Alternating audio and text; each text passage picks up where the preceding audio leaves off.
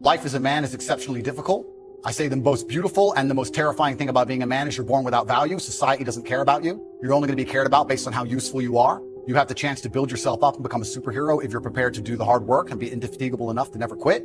But if you're going to stand around and wait for a handout, nobody's going to ever respect you. And I think that a lot of people have forgotten about how difficult and how competitive it is as a man. We're always in constant competition with each other. And it's your duty as a man to stand up and say, I want to be as important and strong and good-hearted and God-fearing as possible. And I need to work hard to achieve those things.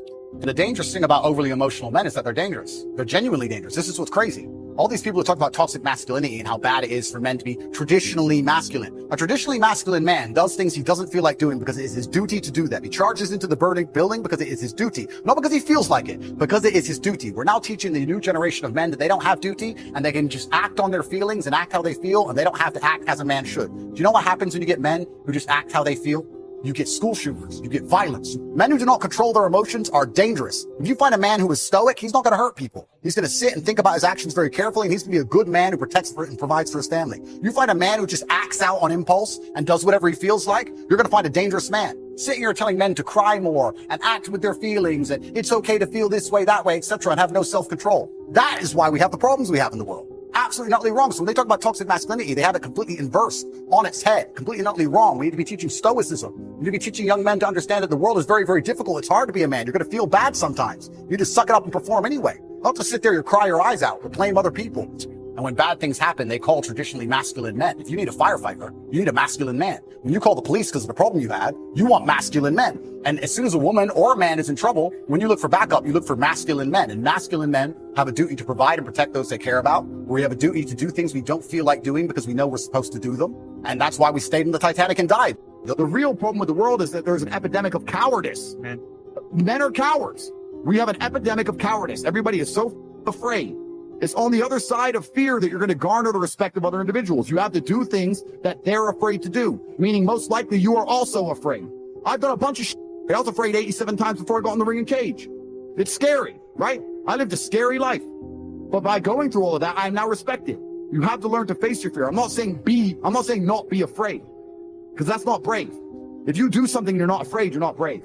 You have to be afraid and do it anyway. That's what courage is. So I'm not saying you can be as scared as you want, but you still have to go. We're living inside of a video game. Because in a video game, you're going to go through trial and tribulation. You're going to struggle to upgrade your character. And the reason you upgrade your character is when you get more stats, you can complete more difficult levels within the game. Life is exactly the same. The levels never end, but as you become better, you stand a better chance of completing them. So as you upgrade your character, you get further and further in the game, but the game never ends. That's the beauty of being a man. All these men are out here complaining that things are difficult. The reason it has value is because it's difficult. If it was easy, everyone would have it and it wouldn't have any value. Complain that it's hard to get a Lambo. The reason having a Lambo is cool is because nobody has a Lambo. How are you going to complain that it's hard to be the man, but then also understand that being the man has value? They are linked. You cannot separate the two. It's a logic fail. If you love the fact, if you love the idea of being that character you dream of yourself to be, then you should love the fact it's hard to become that man, because it means no one else can do it. There's no light without dark. You will not appreciate your six-pack unless you didn't have one and you had to earn it. That's how the world works. So when I talk to these dudes like, oh, but it's, you know what, Tate, yeah, I agree, but you know, it's hard. It's hard. Of course it is. It's supposed to be. And if you're not cut out for it, then f*** off and live a normal existence and die. Sit there, letting other men enjoy the spoils of being a man and die. If that's what you want to do, is just sit there and exist and then fade into history unremembered, that's your decision. If you want to level up your character, then you need to get out here and do it. You need to be around brave men. You need to get some balls. You need to get your network together. You need to do the truth. Humble yourself. Stop sitting there with an ego. Realize you ain't shit. You're nothing but lucky.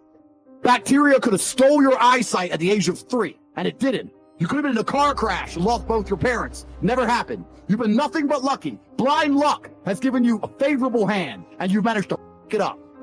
They are trying to convince you that you should act how you feel. You should show more of your feelings. If you feel this way, you should show it. If you want to cry, cry. Look, I have no problem with guys crying. Sometimes guys cry, right? My dad died, I cried. I've cried once in 10 years, but it's not a default emotion for me. Sometimes you cry, right? But what I'm saying is the reason they're trying to bring out emotionality in you is because most of the time you don't feel like doing the things you're supposed to do. But the true masculine frame throughout history was doing the things they didn't want to do but they knew they had to do because they had honor and duty. That's what honor and duty means.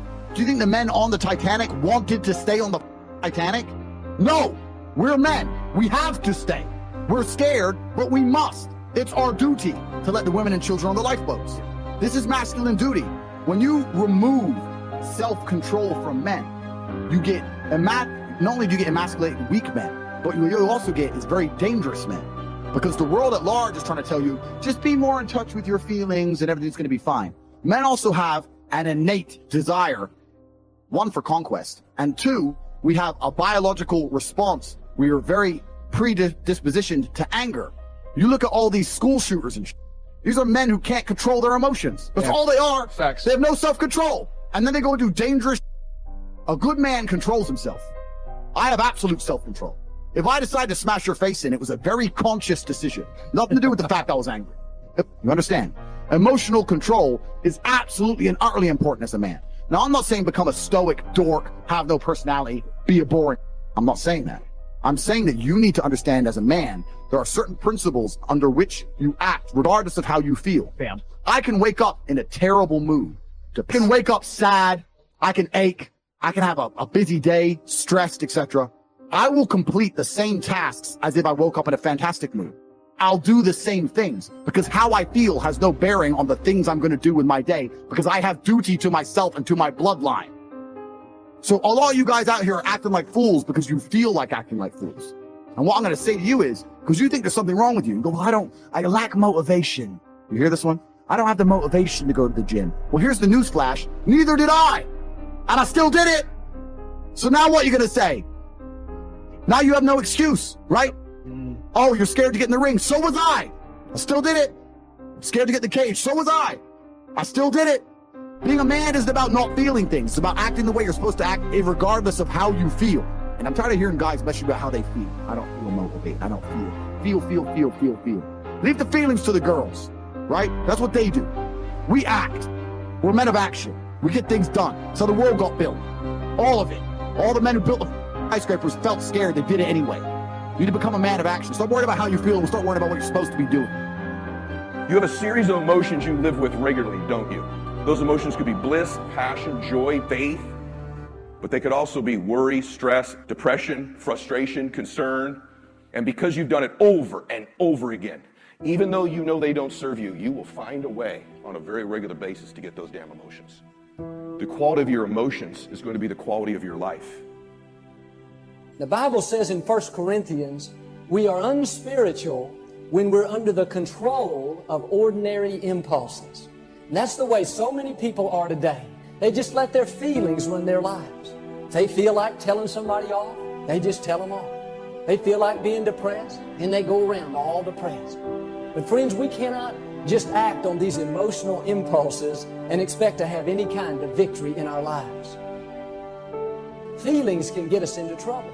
And throughout life, you're going to have plenty of opportunities to lose your temper. You're going to get up some mornings and feel like being depressed.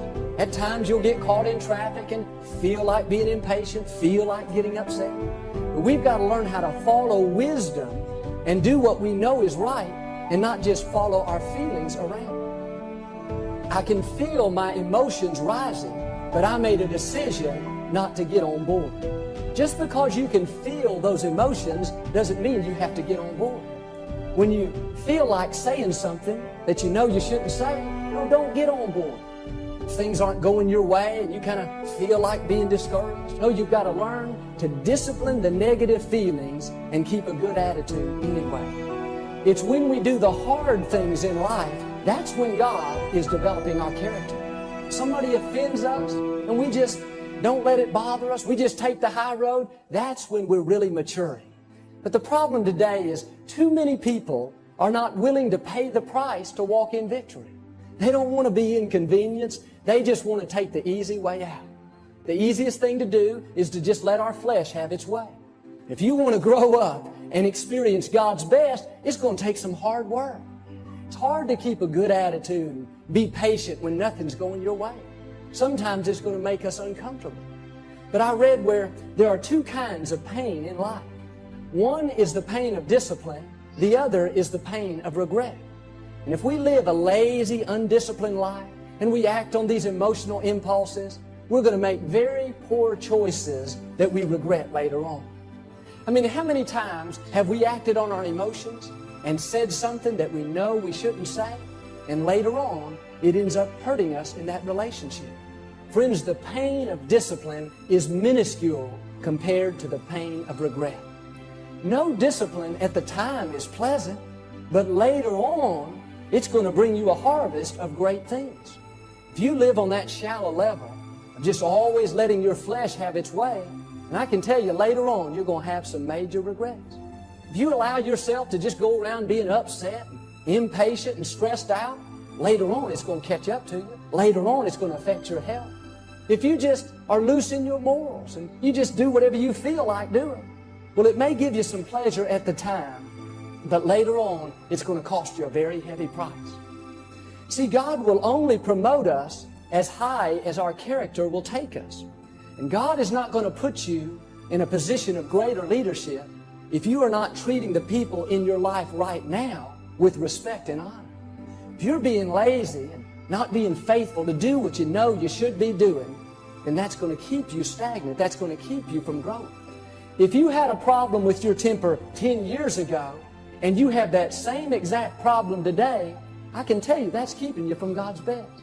If you would just do your part and grow up a little bit and quit being ruled by your feelings, if you do that, that's when God will begin to increase you. If you're having difficult times today, instead of getting all bent out of shape, you need to see it as an opportunity to grow. God may be trying to do a work in you. If you find yourself always being around people that offend you and you're always getting your feelings hurt, well, there's a good chance that God is trying to teach you to quit being so touchy. If you find yourself around people that are always rubbing you the wrong way, always irritating you, God is trying to teach you how to love the unlovely. He's trying to teach you a little bit about patience. Well, God, if you just ever change these kids, that's why I'm always upset. Now, let me tell you a secret. God is not going to change your children until you first allow Him to change yourself. And instead look inside and allow God to do a work in you. Then God will change the circumstances. Then He'll change those other people. As long as we're not passing the test, then we're going to have to take it over and over again. In 1 Peter chapter 4, verse 12, don't be surprised at the fiery trial that you're going through. It is only to test your quality. You see, when we go through times of pressure, it shows us what we're really made of. It shows us areas we need to improve. And unless we learn how to rule over our emotions, make the right choices, keep a good attitude, then we're not going to get out of that situation. God loves you too much to just leave you alone. He sees your potential. He is going to constantly be pushing you, testing you, and giving you opportunities to improve. The next time somebody does you wrong, and you're tempted to get upset and lose your cool, no, you need to see that as an opportunity to grow. If you'll keep a good attitude and do the right thing, you know what? You will pass the test and God will promote you. Don't get on board with your feelings. See, we cannot control every circumstance in life, but we can control how we respond to those circumstances. When you feel your emotions rising up, instead of just praying, God, get me out of this situation, God, change everything, no, you need to learn to pray, God, help me to remain calm. Help me to rule over these emotions. God wants us to be stable. He wants us to remain consistent. And the way we do it is to learn to live beyond our feelings. We got to discipline these negative emotions. You do not have to get all upset just because things don't go your way. Make your flesh stay calm. Pass that test. Just walk away. Be the bigger person. Don't allow other people to steal your joy. Keep yourself calm. It's a decision that you have to make. God is not going to make it for you. You've got to discipline yourself. The next time you're tempted to just follow your feelings, you remember God has promised that it is not too difficult for you to handle. You can overcome. You can withstand it. That's what I want you to see today. Just when you have the emotion, you do not have to get on board. When we act on these emotional impulses, it causes us to make poor choices that we're going to regret later on.